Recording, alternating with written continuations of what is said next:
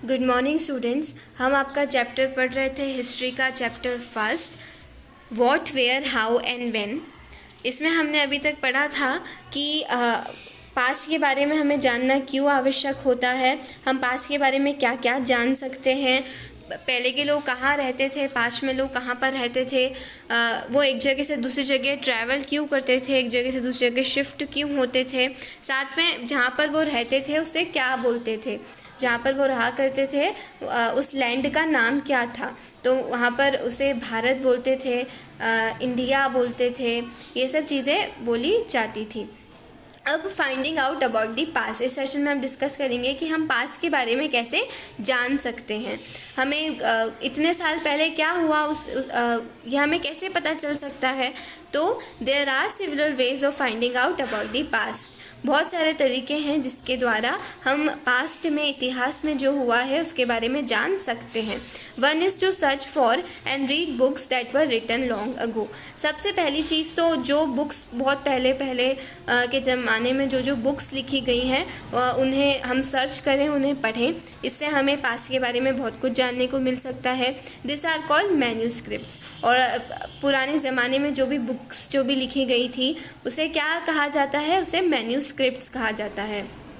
उसे हम बुक्स नहीं कहते, बुक्स की जगह हम उसे क्या बोलते हैं, मैन्यूस्क्रिप्ट्स बोलते हैं। Because they were written by hands, this comes from the Latin word manu meaning hand. अब उसे मैन्यूस्क्रिप्ट्स क्यों बोलते हैं, क्योंकि उसे हैंड, हाथों से लिखा गया है। This comes from a Latin word, Latin एक लैंग्वेज है, लैटिन का एक वर्ड है जिसका मतलब है हैंड्स, हाथों से लिखा गया है उसे, इसलिए उसे मैन्यूस्क्रिप्ट्स कहते हैं। This were usually written on palm leaves. पहले के समय में पेपर्स की डिस्कवरी तो हुई नहीं थी, तो उससे पहले किस चीज़ों पे लिखा जाता था। तो पहले पाम लीव जो होती थी, पाम लीव जो पत्तियाँ होती थी पाम लीव की, उस पाम जो ट्री होता था उसकी जो पत्तियाँ होती थी उस पर लिखा जाता था। और on a specially prepared bark of a tree known as a birch. Birch एक ट्री होता था, एक पेड़ होता था जिसकी जो लकड़ी होती थी उस पर लिखा जाता था। ये जो आपको पिक्चर है उस पर भी दिख रहा है, ये लकड़ी है, इस लकड़ी पर लिखा जाता था। ये जो लकड़ी होती थी बर्च जिसे कहा जाता था, ये हिमालयाज़ जो होते थे वहाँ पर ही हमें मिलती थी। Over the years many manuscripts were eaten away by insects. इतने दिन हो गए हैं, इतने पास्ट के, कितने हजारों साल पहले की जो चीज़ें हैं, तो बहुत सारे जो मैन्यूस्क्रिप्ट्स जो थे वो इंसेक्ट्स जो होते हैं, कीड़े मकोड़ों के द्वारा कीड़े मकोड़ों ने वो खा लिए थे। सम वर डिस्ट्रॉयड, कुछ बेकार हो गए थे, डिस्ट्रॉय हो गए थे। एंड कुछ हैव सर्वाइव्ड, और बहुत सारे जो हैं वो अभी भी हमारे पास हैं। Often preserved in temples and monastery. तो उन्हें कहाँ रखा जाता था, क्यों वो बच गए, क्योंकि उन्हें टेम्पल्स में उन्हें स्टोर करके रखा था, टेम्पल्स में उन्हें बचा के रखा था, मंदिरों में बचा के रखा था। मोनास्ट्रीज जो होती हैं, जैसे जिन्हें मठ बोला जाता है, जैसे धर्मशालाएँ वगैरह, जहाँ पर धर्मशाला, वहाँ पर ये मैन्यूस्क्रिप्ट्स रखे हुए थे, तो ये बच गए कीड़े मकोड़ों से, जहाँ पर अच्छे से सावधानी से इन्हें रखा गया। तो बहुत सारे मैन्यूस्क्रिप्ट्स जो थे, जो अभी भी है, पुराने जो म्यूजियम्स में अगर आप जाएंगे तो आपको मिलेंगे, तो वहाँ पर उन्हें अब रखा गया है। This books dealt with all kinds of subjects. जो मैन्यूस्क्रिप्ट्स होते थे उन बुक्स में सारे सब्जेक्ट्स के बारे में दिया हुआ होता था। रिलीजन, बिलीफ्स एंड प्रैक्टिसेस की, लोग धर्मों के बारे में, जैसे महाभारत और रामायण, ये सब चीज़ें के बारे में दिया गया था। रिलीजन, बिलीफ्स एंड प्रैक्टिसेस की, धर्म में कैसे कौन अलग अलग लोग किस प्रकार के विश्वास करते थे धर्म में, कैसे उसको प्रैक्टिस करते थे, कैसे उसका अभ्यास करते थे अलग अलग धर्मों का, ये सब लिखा गया है उसमें। द लीव्स ऑफ किंग्स के बारे में, राजाओं के बारे में लिखा गया है, कब से लेके कब तक उन्होंने राज्य करा। मेडिसिन, अलग अलग प्रकार की जो दवाइयाँ होती थी पुराने ज़माने में, जो औषधियाँ होती थी, उनके बारे में दिया गया है इस मैन्यूस्क्रिप्ट्स में। साथ में साइंस जो थी उसके बारे में बहुत कुछ मैन्यूस्क्रिप्ट्स में दिया है। Besides there were epics, poem, plays, many of this were written in Sanskrit. इसके साथ साथ बहुत सारी पोयम्स बहुत सारे अच्छे अच्छे कविताएं लिखी गई हैं मैन्युस्क्रिप्ट्स में, जो कि हमारे पास अभी भी हैं। प्लेज मतलब जो ड्रामाज होते हैं, प्लेज होते हैं, वो भी लिखे गए हैं। Many of this written in Sanskrit, बहुत सारे संस्कृत में लिखे गए हैं। और बहुत सारे प्रकृत एक लैंग्वेज होती है जो पहले के लोग यूज़ किया करते थे। तमिल्स के जो लोग यूज़ किया करते थे, तमिल में, प्रकृत में, संस्कृत में बहुत सारे प्लेज मैन्युस्क्रिप्ट्स और पोएम्स मैन्युस्क्रिप्ट्स में लिखे होते हैं। We can also study inscriptions. अब पहली चीज़ तो हम हिस्ट्री के बारे में कैसे पता लगा सकते हैं, जो बुक्स पुरानी जो बुक्स लिखी हैं जिसे हम मैन्युस्क्रिप्ट्स बोलते हैं, उनको पढ़कर। सेकेंड चीज़ है इंस्क्रिप्शंस को देखकर। इंस्क्रिप्शंस क्या होते हैं? This are written on relatively hard surface such as stone और मेटल। इंस्क्रिप्शन मतलब जो गाड़ के गोद कर जो लिखा जाता है किसी भी हार्ड सरफेस पर, किसी भी हार्ड एक कठोर सरफेस पर गाड़ के उसे लिखते हैं, उसे इंस्क्रिप्शंस कहते हैं। This are written on relatively hard surfaces such as stone और मेटल। जैसे स्टोन पत्थरों पे लिखा जाता है और मेटल्स पे लिखा जाता है, उनको इंस्क्रिप्शंस बोलते हैं। Sometimes Kings got there orders inscribed so that people could see, read and ओबे देम। बहुत बार जो किंग्स होते थे, जो राजा होते थे, जो भी वो ऑर्डर करते थे, जो भी वो आदेश देते थे, वो उसको इंस्क्राइब कर देते थे, वो उन्हें इंस्क्राइब कर देते थे, ताकि जो भी प्रजा है वो उसे रीड कर सके, पढ़ सके और उसे उसका पालन कर सके। There are other kinds of inscriptions as well, where men and women including kings and queens recorded what they did. बहुत सारे इंस्क्रिप्शंस ऐसे भी हैं जहाँ पर लोगों ने रिकॉर्ड करा, जो भी उन्हें रिकॉर्ड, मैन एंड वुमेन ने बहुत सारी चीज़ें लिखी। जो किंग्स और क्वींस जो होते थे, उन्होंने भी अपने लाइफ के बारे में बहुत कुछ इंस्क्राइब करके रिकॉर्ड किया। For example Kings often kept records of victories in a battle. Example के लिए जो किंग्स हुआ करते थे, वो अपनी, जैसे हमने अभी भी डिस्कस किया था कि वो अपनी जो भी जीत, जहाँ जो सी उन्होंने जीती थी, जो सी प्रजा उन्होंने जीती थी, उसके बारे में वो रिकॉर्ड रखना पसंद करते थे। तो इसलिए जैसे वो इंस्क्राइब कर देते थे, इंस्क्रिप्शंस कर दिया करते थे। अब आपसे क्वेश्चन क्या पूछा है, can you think of the advantage of writing on a hard surface. क्या एडवांटेज होता है, क्या अच्छा पॉइंट होता है कि हम एक मोटी सी हार्ड सरफेस पर लिखें, और कौन सा बुरा पॉइंट होता है, कौन कौन सी डिफ़िकल्टीज फेस कर सकते हैं।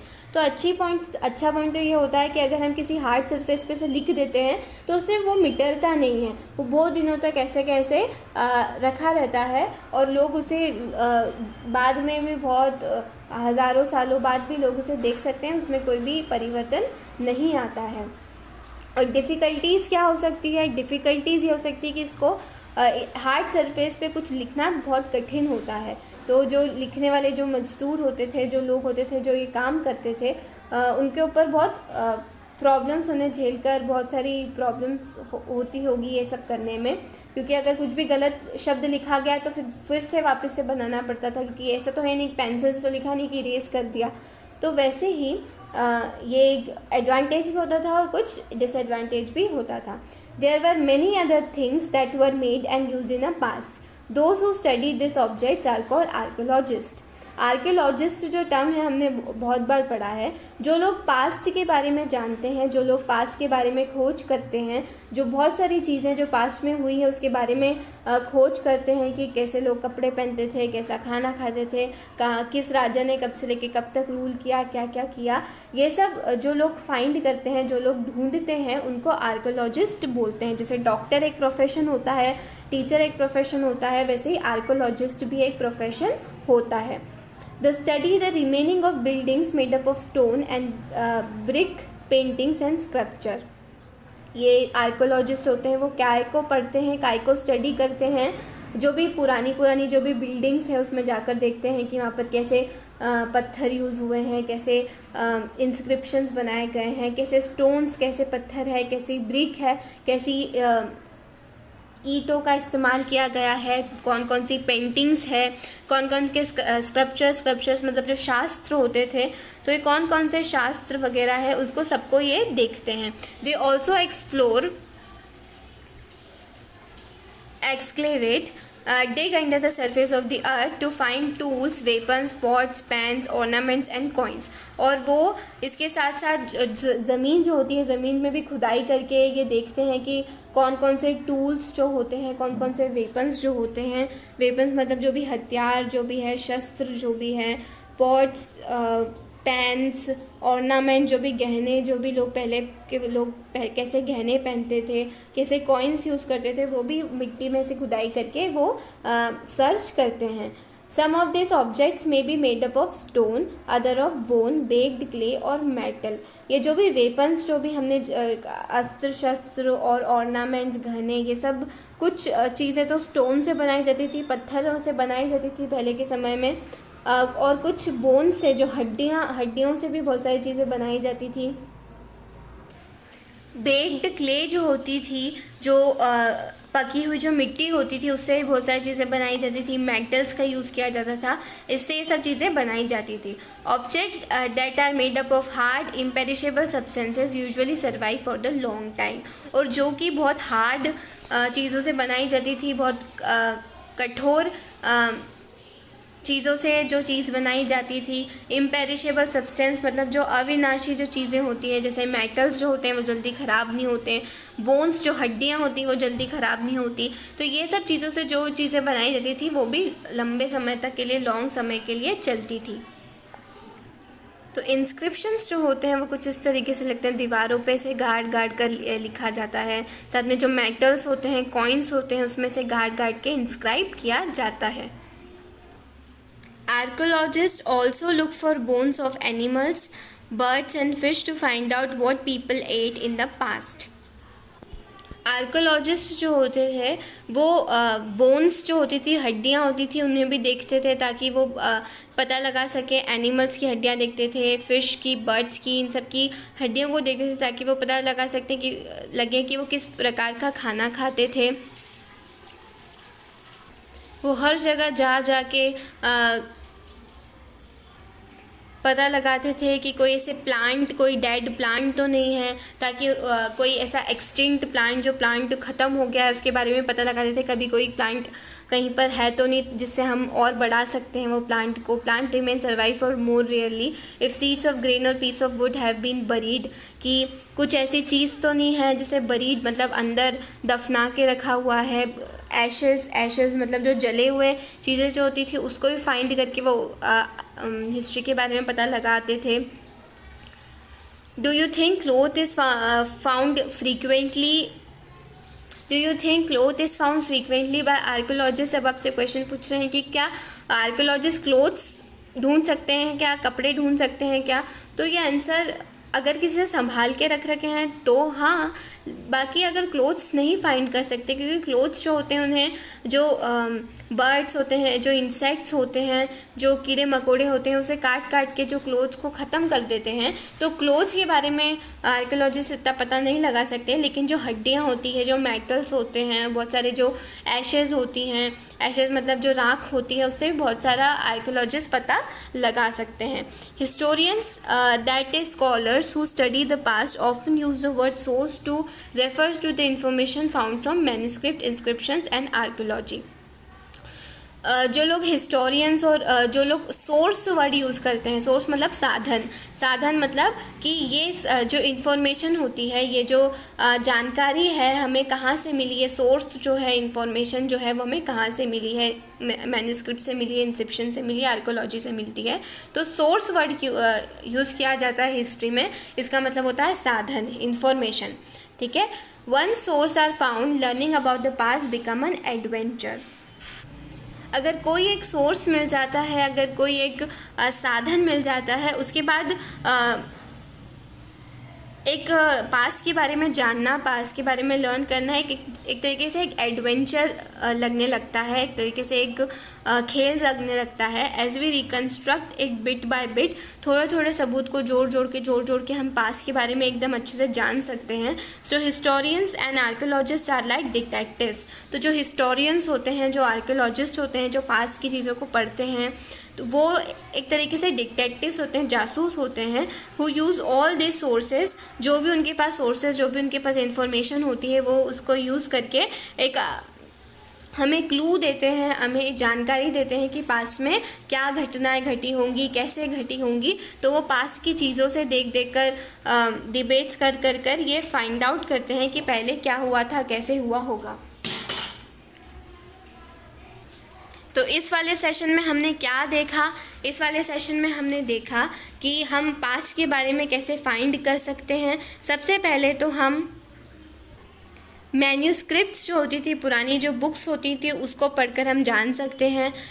सेकंड थिंग हम क्या कर सकते हैं, इंस्क्रिप्शंस जो चीज़ हार्ड सरफेस जो भी है उनको उस पर गड़ गड़ के जो भी चीज़ें लिखी गई हैं उसको पढ़ के भी हम हिस्ट्री के बारे में जान सकते हैं। जो भी पुरानी चीज़ें हैं इन सब से हम हिस्ट्री के बारे में जान सकते हैं। आर्कियोलॉजिस्ट से हम बात कर सकते हैं, आर्कियोलॉजिस्ट बहुत सारी स्टडीज़ करते हैं, उससे हमें पता लग सकता है पास्ट के बारे में।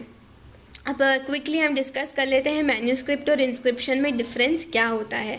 स्पेशलिटी, इन दोनों की स्पेशलिटी क्या होती है? Document written by hand. Manuscript जो होता है वो हैंड से लिखा जाता है, हाथों से लिखा जाता है। इंस्क्रिप्शन जो होता है written work is dug on the rock और रॉक, एक रॉक से ही एक रॉक में, मतलब एक पत्थर के टुकड़े से, एक नुकीले पत्थर के टुकड़े से एक पत्थर पे निशान करके इंस्क्राइब किया जाता है। ये हाथों से नहीं लिख सकते हम। प्रोटेक्शन, प्रोटेक्शन मतलब it is written on a soft surface like palm leaves, bark of birch tree, paper, parchment etcetera, then it's protection is little difficult. Manuscript जो होते हैं वो सॉफ्ट सरफेस पे लिखा जाता है, जैसे पत्तों पे लिख दिया जाता है। ट्रीज़ की जो बर्च होती है, जो तना होता है, उस पर लिख दिया जाता है। पेपर्स पे लिख दिया जाता है। तो इसकी वजह से क्या होता है कि इन्हें ज़्यादा दिन तक संभाल कर नहीं रख सकते। लेकिन जो इट वॉज इंस्क्रिप्शंस जो होते हैं, it was written on a walls of hard surface such as rocks, stones, caves, pillars etcetera, therefore it is durable and conservation requires no special effort. It was written on the walls of hard surface, इसको है ना बहुत hard जो दीवारें होती हैं उस पर लिखा जाता है। जो पिलर्स होते हैं, स्टोन्स होते हैं, जो पत्थर होते हैं, इस पर एक गाड़ कर बनाए जाते हैं इंस्क्रिप्शंस। तो इस वजह से हम बहुत दिनों तक ऐसे कैसे रहते हैं, इनमें कोई डिफरेंस नहीं आता। तो इनकी प्रोटेक्शन हमें ज़्यादा नहीं करनी पड़ती। फिर क्या था? Creation, it can be easily rewritten, इसे हम ईजिली लिख सकते हैं, दोबारा लिख सकते हैं। If it is written on a hard surface it will require time and effort to recreate it. जैसे अब पेपर पे अगर हमने लिखा, तो एक पेपर पे हमने लिखा, तो फिर अगर कुछ गलत हुआ तो हम उसको काट कर दूसरे उधर भी लिख सकते हैं, या फिर हम उसे मिटा सकते हैं और दूसरे उस पर भी लिख सकते हैं। लेकिन अगर इंस्क्रिप्शन गलत हुआ, तो अगर एक इंस्क्रिप्शन गलत हुआ तो हम उसे मिटा नहीं सकते, हमें फिर से वापस से उसे लिखना पड़ता है। ड्यूरेबिलिटी, कौन ज़्यादा समय तक चलता है।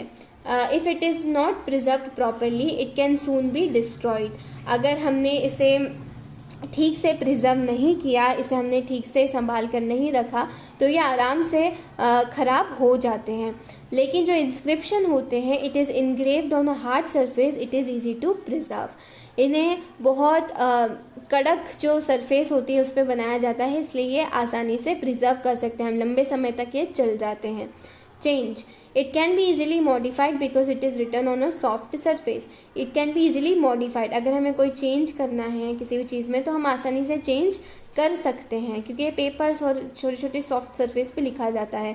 लेकिन जो इंस्क्रिप्शन होते हैं इन्हें हम आसानी से कुछ भी चेंज अगर हमें करना है तो आसानी से नहीं कर सकते। It can not be easily modified because it is written on a hard surface like stone, पत्थर पे लिखा जाता है, मोटे मोटे पिलरों पे लिखा जाता है। इसके बाद अगर कुछ गलती हो जाती है, अगर हमें कुछ चेंज करना है तो हम चेंज नहीं कर सकते।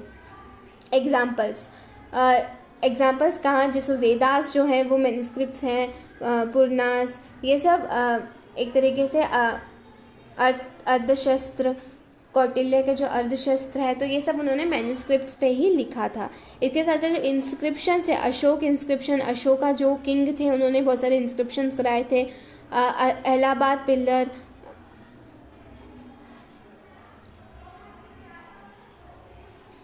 तो ये सब एग्जांपल्स है जिससे हमें पता चलता है कि मैन्युस्क्रिप्ट और इंस्क्रिप्शंस के क्या एडवांटेज होते हैं और कौन से डिसएडवांटेज होते हैं। हिस्ट्री के बारे में हम कैसे पता लगा सकते हैं, या तो हम मैन्युस्क्रिप्ट से पता लगा सकते हैं, इंस्क्रिप्शन से पता लगा सकते हैं। आर्कियोलॉजिस्ट जो होते हैं, जो यही काम करते हैं, वो भी इन चीज़ों से ही पास्ट के बारे में पता करते हैं। अब अगले सेशन में हम डिस्कस करेंगे, ये जो चैप्टर है ख़त्म हो जाएगा पॉसिबली। तब तक के लिए thank you and have a nice day.